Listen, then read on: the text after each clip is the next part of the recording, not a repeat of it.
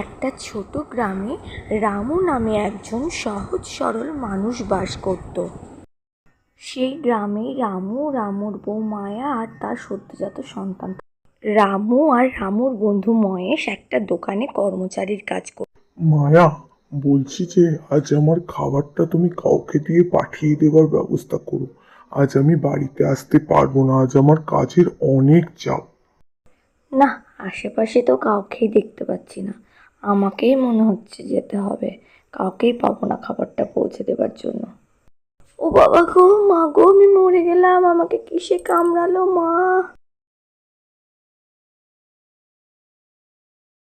রামু, রামু, তাড়াতাড়ি চল, তোর বউকে সাপে কেটেছে। এইভাবে কেটে যায় বেশ কিছুদিন। সেদিন রামু তার বউকে কিছুতেই বাঁচাতে পারে না। রামুর বউ মায়া সাপের কামড়ে মৃত্যুবরণ করে। মায়া, তুমি কেন আমাদের ছেড়ে এভাবে চলে গেলে বলো তো? এখন আমি এইটুকু বাচ্চাকে কিভাবে মানুষ করব? বলো, তুমিই বলে দাও আমাকে। এইভাবে কেটে যায় বেশ কিছু বছর। রামু তার ছেলেকে মানুষের মতো মানুষ করে এবং তার ছেলে শহরে একটা ভালো চাকরিও পায় আর তার সমা নামের এক সুন্দরী মেয়ের সাথে বিয়েও হয়। সমা, সমা, কোথায় তুমি? কি হলো? তাড়াতাড়ি এদিকে এসো। কি হয়েছেটা কি? এত চিল্লামিল্লি কিসের জন্য করছো? যা হয়েছে তাড়াতাড়ি বলো, আমার রান্না পড়ে আছে। ওসব রান্না টান্না ছেড়ে দাও, এখন যা বলছি আমি সেটা করো। ডাকছি কি আর এমনি এমনি? নিশ্চয়ই কিছু দরকার আছে, তাই ডাকছি। এই নাও, টাকাটা নিয়ে আলমারিতে রেখে দাও। আমি যখন দরকার হবে তখন চেয়ে নেব। কি ব্যাপার বাবু, এতগুলো টাকা তুই কোথায় পেলি?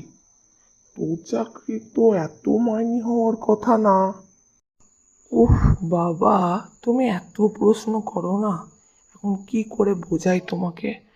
আসলে বাবা, এই টাকাগুলো আমাকে মানুষে ভালোবেসে দিয়েছে। তুই কি ভাবিস বাবু, আমি কি কিছুই বুঝি না? আমি কি অতটাই বোকা? দেখ, মানুষ যদি তোকে ভালোবেসে টাকা দিত তাহলে সেটা একদিন, কিন্তু তুই তো প্রতিদিন দেখি যে বৌমার হাত দিয়ে এক গাদা টাকার বান্ডিল আলমারিতে রাখিস। তো সত্যি কথাটা বলতে ভয় পাচ্ছিস? সত্যি কথাটা বলেই দেখ না, যে তুই ঘুষ খাস, ঘুষ খেয়ে পাপ কাজ করিস। তাও তুই যখন বোঝো বাবা, তাহলে এটুকু কেন বুঝতে পারছো না যে জীবনে উঁচুতে উঠতে গেলে, জীবনে অনেকটা বড় হতে গেলে এসব ছোটোখাটো পাপ কাজ করাই যায়। বাবু, কী সব বলছিস তুই? গরিবের পেটে লাথি মেরে ঘুষ নেওয়াকে তুই ছোটখাটো পাপ বলছিস? দেখ বাবু, সৎ পথে চলেও উঁচুতে ওঠা যায়। তুই সৎ পথে চল, দেখবি তুই একদিন অনেক উঁচুতে উঠবি। দেখো বাবা, অত জ্ঞান দিও না আমাকে। মানুষ যদি সৎ পথে চলে অতই উঁচুতে উঠতে পারতো, তাহলে তোমার এখনো এই অবস্থা কেন? একটা সামান্য দোকানে কাজ করো।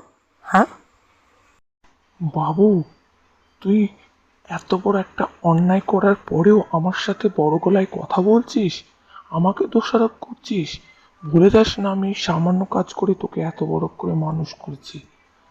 আর আমি গর্ববোধ করি, আমি কোনো অসৎ পথে কোনো গরিবের পেটে লাথি মারিনি, তোর মতো পাপ কাজ করিনি।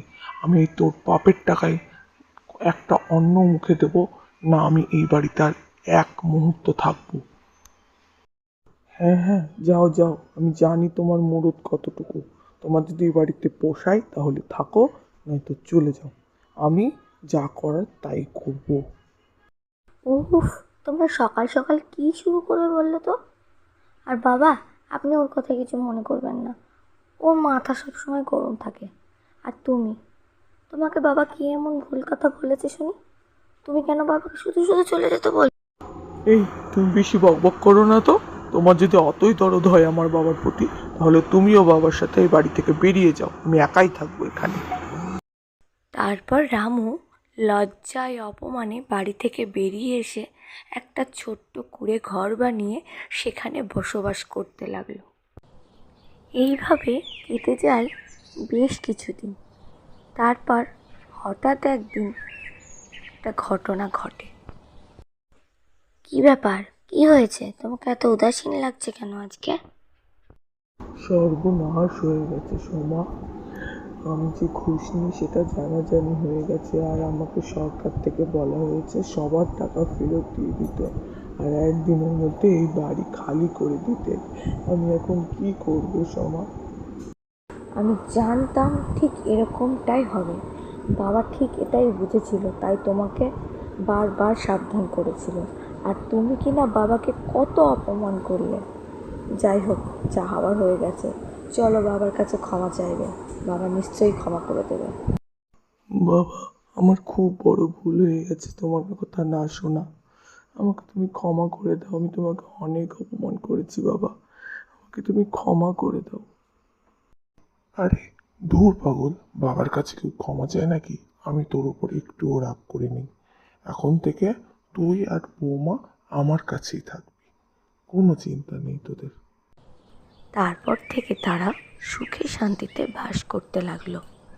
আর এটার থেকে এটাই প্রমাণিত হলো যে অসৎ পথে চললে শাস্তি পেতেই হবে, আর সৎ পথে চললে দেরিতে হলেও সফলতা একদিন আসবে।